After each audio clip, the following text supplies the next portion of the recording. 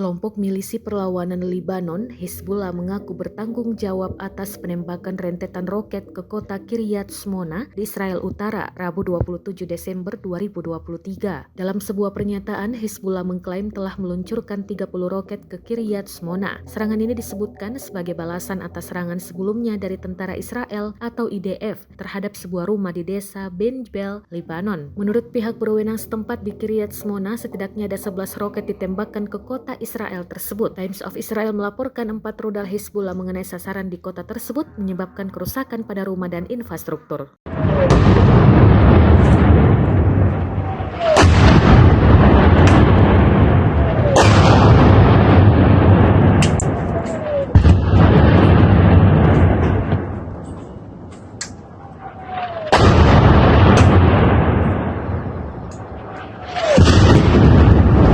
Holy shit!